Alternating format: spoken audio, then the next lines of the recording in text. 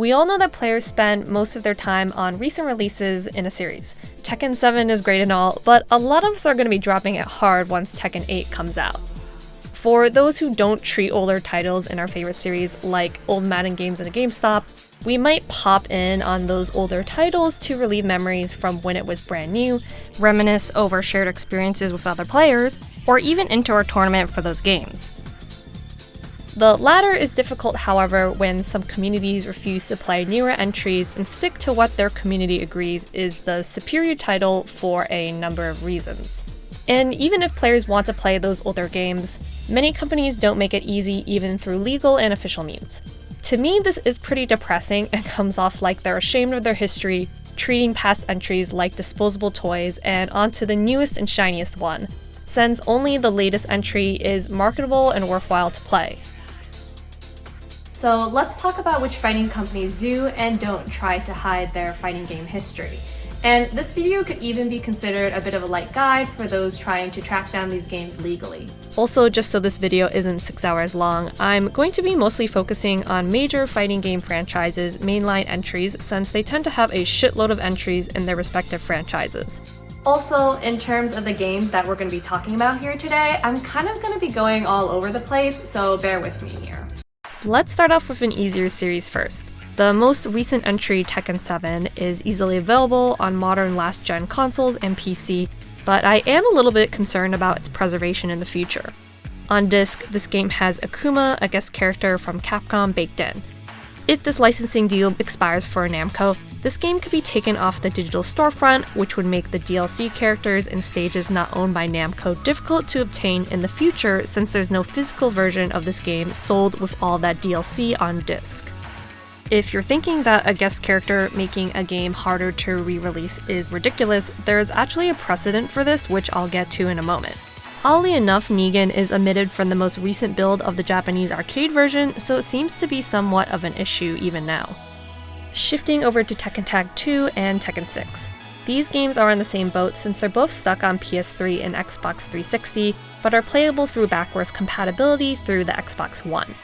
In the case of Tekken Tag 2, you can't customize your own music in Tekken Tunes mode and instead have to buy the music DLC or rearrange tracks within the game itself. That being said, the Wii U version of this game will certainly be stuck on the Wii U forever, since this is one of the most underperforming Tekken games on the least successful Nintendo console. This is really a shame, since this version has exclusive Nintendo costumes, more in-depth costume customization by drawing on the gamepad, as well as 2 bonus modes, Tekken Ball mode and Mushroom Battle mode. In the case of Tekken 6, the main loss is a pre-order bonus costume for Yoshimitsu that was never sold separately on the original hardware. If you didn't pre-order Tekken 6, then this costume might as well not exist. It's not too bad, all things considered, for this pair of games though. Some features are missing, and you are limited in what systems you can play these on, but they're still somewhat obtainable. In the case of Tekken 6, there was a leak that showed that Tekken 6 was going to be put on the PlayStation Classics line for PS Plus Premium members, but I have a strong feeling this will be the PSP version of the game, which, if true, is the worst version of Tekken 6 you can play.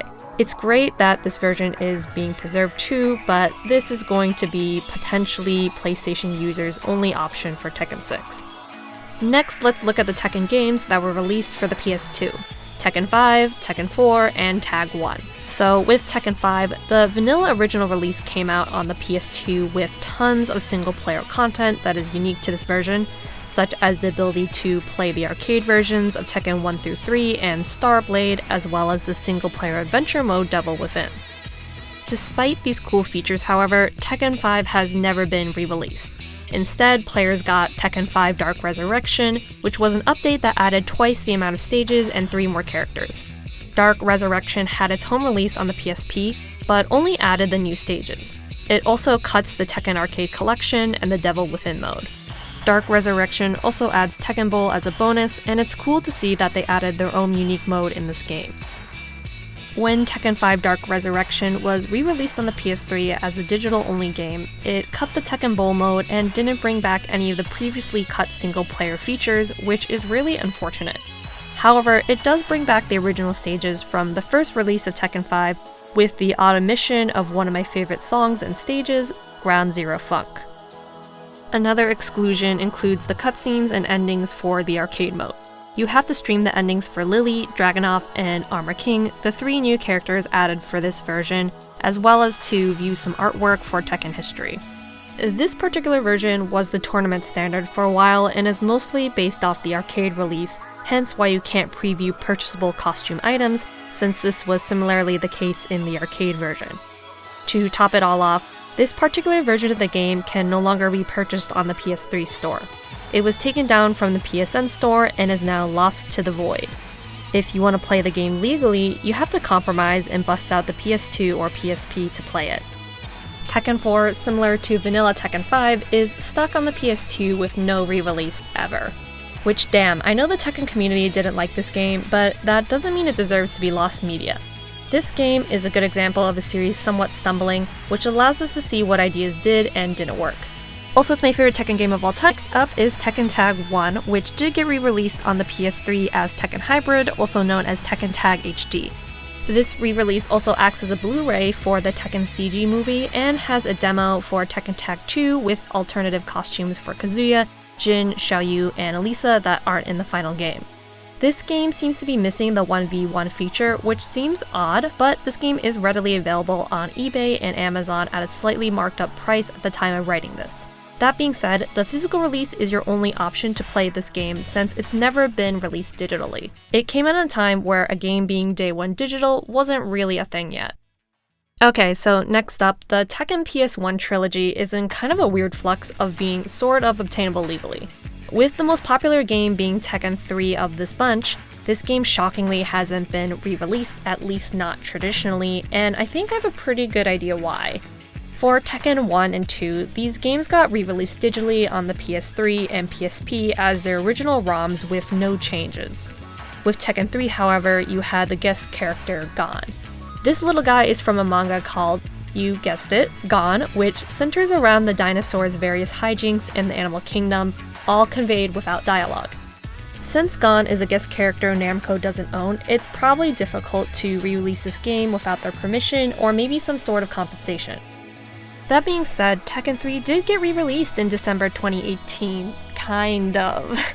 The slower 50Hz PAL version was included on the failed PlayStation Classic.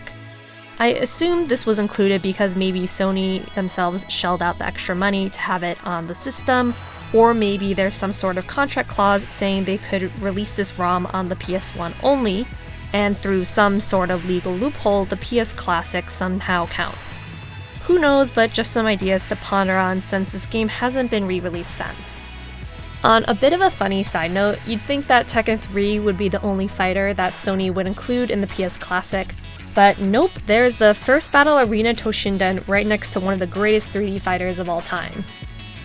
One last thing I want to touch on in the Tekken series is that while the first game didn't go beyond the PS3 and PSP, Tekken 2 did get released on the PS4 and 5, but only if you're subscribed to PS Plus Premium, which is the most expensive tier and is absolutely not worth it in its current state. So if you don't have this PS tier and you've downloaded the game, your access is revoked. And no, you can't buy this title separately like you can with other first-party PS1 games. Funny enough though, there was a time when Tekken 2 was temporarily on sale due to an error. It was priced at a whopping $9,999, making it the most expensive PSN game of all time, next to Mr. Driller, another Namco game. However, if you attempted to buy this game, from what I recall in the cart, it discounted the game for $9,999 and was free. But when I tried to do this personally, I couldn't proceed with the checkout and it just gave me an error screen. Unfortunately, I have no video footage of this, so this one's just gonna have to go into the trust me bro category. Since then, this error has been fixed, so anyone trying to buy this for clout is out of luck. Heyo, little update here from Future Me. Namco literally just allowed Tekken 2 to be purchased on its own for $10, making Tekken 2 playable on the PS1 through 5, PSP, and PS Vita. Kinda crazy since this makes Tekken 2 the most well-preserved game of all of them, but hey, I am not complaining. Capcom, at least with their Street Fighter series, has generally done a decent job at making the most relevant entries playable throughout multiple system generations. However, I do foresee Street Fighter V having problems down the line since this game was a PS4 and PC exclusive. Moreover, the DLC has never been released on disc, and if you buy the most recent version of Street Fighter V on disc, it only has the launch base game with the DLC on a download code only. Not to mention that the subsequent DLC that came after this retail version isn't part of the DLC code that was included with the package. That aside, Street Fighter V and Ultra Street Fighter 4 are both playable on the PS4 and PS5. Ultra Street Fighter 4 is also playable on PC as well as the Xbox One through backwards compatibility with the Xbox 360 version. For Street Fighter 4, its older versions are kind of preserved in Ultra 4 since you can go back and play as previous versions of those characters throughout their history in Street Fighter 4, but Vanilla Street Fighter 4, the original release from 2008, is a bit harder to play now.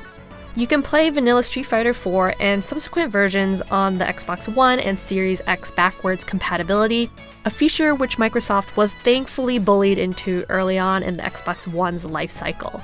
For you PlayStation heads, you're stuck with the PS3 if you want to go back to older versions of Street Fighter 4.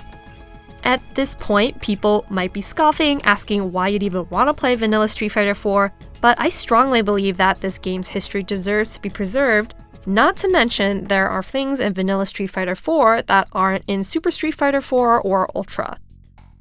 This includes cutscenes like the glorious Indestructible song intro and different character arcade intros and endings which are completely different and not in future games. In fact, the endings in future versions seem to pick up where the vanilla ending left off, so it's kinda weird that you only get the second half of the story for the characters that were in vanilla. Moving on to Street Fighter 3, this game thankfully has been preserved by Capcom pretty consistently. It's been on the Dreamcast, PS2, PS3, PS4, Switch, the original Xbox, Xbox 360, Xbox One, and PC. I'm sure that different systems had their own glitches and balance problems, but the core game Street Fighter 3 Third Strike has been widely available in a number of ways. That being said, let's now go back to those PS3 and 360 versions. For those systems, Third Strike was re-released by Iron Galaxy and called Street Fighter 3 Third Strike Online Edition. This particular version has been trapped on the PS3 and 360 since its release. Sure, you could stream it through the PS4 PS Now service, but even if you have a good connection, I'm sure that most people would agree that streaming a fighting game really isn't the best way to play it. What makes this version special is how the game was upscaled to HD and is playable in widescreen or in 4:3. It also had viewable artwork, playable gil, and best of all, a mission mode that allowed you to take on various challenges and even recreate Evo Moment 37, which I will never be able to do.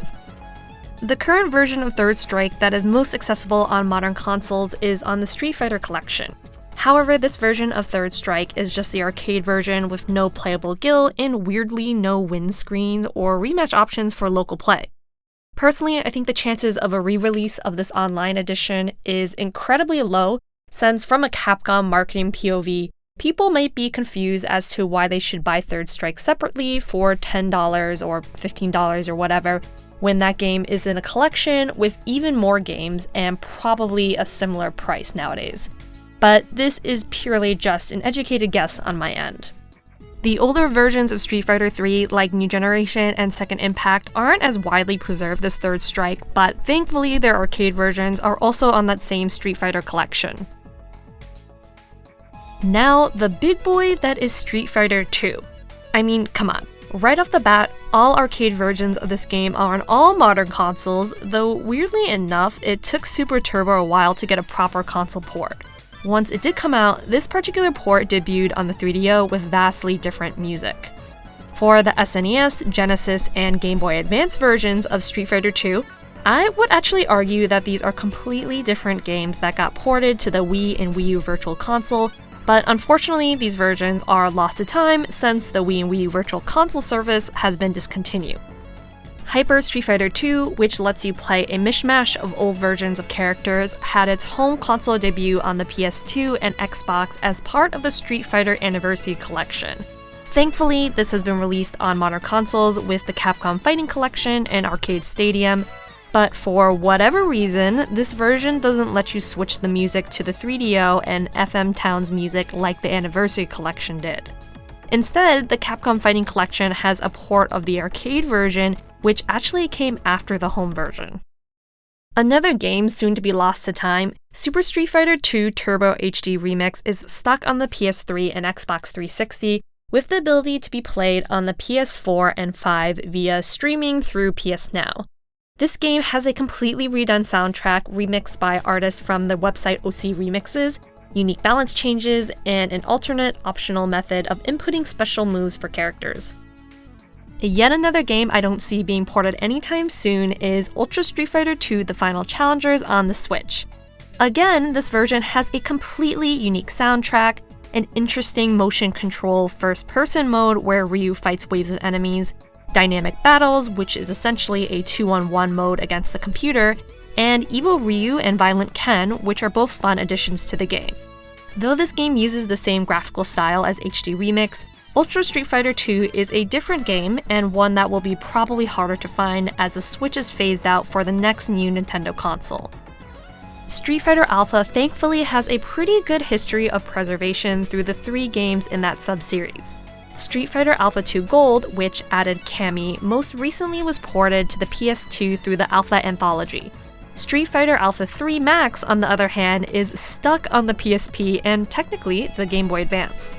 This particular version added 4 characters whose sprites were taken from Capcom vs SNK 2, and in Ingrid's case, Capcom Fighting Evolution. People have been clamoring for this version to be re-released since it has these extra characters, but Capcom seems to only focus on re-releasing arcade versions of fighters and not so much the home versions. I'm not entirely certain why the home console versions of Street Fighter are always left in the dust, but I always assume that it's because it's somehow easier to port the arcade version. Finally, to cap off this section, let's go back to the very beginning. Street Fighter 1 originally was very hard to play back in the day, I think because Capcom didn't really want this game preserved since it, well, sucks. But that doesn't mean it shouldn't be preserved. I mean, come on, this is Street Fighter 1, the game that started everything and really shows how far this series has come. The first home console port of this game was called Fighting Street, not to be confused with Street Fighter. This was done to avoid paying licensing fees to Namco. Fighting Street came out on the TurboGrafx 16 and actually got re-released on the Wii Virtual Console, but as we know, the Wii Virtual Console is gone. This was actually my first exposure to this game, and this version certainly takes a graphical hit compared to the arcade version. Speaking of which, the arcade version wasn't re-released until the Capcom Collection Volume 1 on the PS2 and the original Xbox, which is a pretty long time to wait if you were ever curious about playing Street Fighter 1, especially during the time that Street Fighter 2 was popular, since ain't no way you or any of your friends had a TurboGrafx. For whatever reason though, Street Fighter 1 was excluded from other Street Fighter collections like the Anniversary Collection and Alpha Anthology. I guess Capcom at the time could just point to the Capcom Collection and say, hey, it's playable on that, but I don't know about that. Personally, I feel like Capcom didn't want this game to be remembered, hence why it was never included on these Street Fighter collections. That being said, you can now play Street Fighter 1 on the Street Fighter Collection, the Capcom Arcade Stadium released on modern consoles, and even some arcade 1-up machines. So it seems like whatever hangups Capcom had about Street Fighter 1 are gone now. Yet another extremely popular fighting game series, Mortal Kombat is, in my opinion, one of the worst offenders of video game preservation, as they make it incredibly difficult to play any of their games legally. It wasn't always like that either. Mortal Kombat 1 through 3 were part of the Midway Collection released on the PS2, GameCube, Xbox, and PSP. Mortal Kombat 1 was a part of the special edition of MK Deception, and Mortal Kombat 2 was unlockable in MK Shaolin Monks. After that, they released a bare-bones, no-frills port of the arcade trilogy on PS3 and Xbox 360, but that version has been pulled for quite some time now. So currently the only way to play the first 3 MK games is through those plug-and-play things and arcade 1-up machines. And what's really sad is that these games actually have better preservation than the following ones. Thankfully, the arcade version of MK4 is on PC through GOG.com, but after that, the MK Gold version of 4, MK Deadly Alliance, MK Deception, MK Armageddon, and MK vs. DC are all stuck on whatever console they came out on. I know not all these games are bangers or anything, but man, that's just kind of sad that a majority of the franchise is just not accessible at all. Mortal Kombat is supposed to be one of the big dogs in fighting games, and it's weird that most of its history is just being hidden away like a dirty little secret. I have a feeling that maybe the folks at NetherRealm or Warner Bros. Feel that these games have not aged well and won't be profitable to re-release. But if they just release some of them through like the PS Classics line, then I feel like that takes off the pressure of having to market the game or make any crazy additions to them. People have been begging for the 3D trilogy to be released in some way, and I feel like that would satisfy this need just a little bit. MK9 is regarded as one of the best Mortal Kombats competitively, and the story is also crucial in showing how the world of the new MK1 game was born, but for some reason it hasn't been re-released. Though maybe the reason for this again has to do with a certain guest character. Not Freddy Krueger, since he's actually owned by Warner Bros., but the God of War himself, Kratos. Kratos is PlayStation exclusive, and I suspect that they just don't want to go through the trouble of having to take Kratos out again for the Xbox port. In terms of cut content, Mortal Kombat 9 is backwards compatible on the Xbox One, but you're missing a character and a stage. Weirdly enough, the most complete version of MK9 is actually the Vita version, which has all of the DLC baked in the cart with Kratos, extra costumes for some DLC characters, extra stages on the challenge tower, and additional touchscreen and gyro minigames as well. Because the story of MK9 flows into the story of the new MK1 game, this would normally be the perfect time to re-release 9. But I suspect the reason this won't happen is due to the potential self-cannibalization of sales. If they release MK9, which is actually just called Mortal Kombat, and they were to do it 6 months after the release of MK1, people wanting to buy the new game might be a little bit confused on which one is which. Since Warner Bros. Wants you to buy the new game where they're going to be pumping out purchasable DLC, they don't want you to get the old game that isn't being supported. Though, again, just a theory from someone who does marketing as their day job. I feel like at this point, you already know what I'm going to say about MKX, 11, and even the new MK1. It's easy to get all these now, but their DLC, again, is on borrowed time. Just look at Alien and Predator and MKX. At the time of their inclusion, they were not owned by Disney, but now they very much are, and these guys are probably going to be hanging out with Marvel or something now. And Disney might not want these characters in a Warner Bros. Game. You could make the argument that maybe MKX will be fine since Warner Bros. Makes the LEGO games and they made plenty of Disney-owned stuff with that brand. But let's look at the big picture. Those LEGO games are whole-ass games. Here we're talking about 2 DLC characters in an old game. Will Warner Bros. Put in the work to keep these characters in MKX for years to come? Because I very much doubt it. Also, I don't even want to get into who the hell owns Jason, since that is an even bigger legal mess than anything else I've just mentioned. Mortal Kombat aside, this video was really just meant to be me rambling about what people regard as the big 3 of fighting games, how their preservation is so poor despite being the big 3, plus these particular series had or have new entries coming out.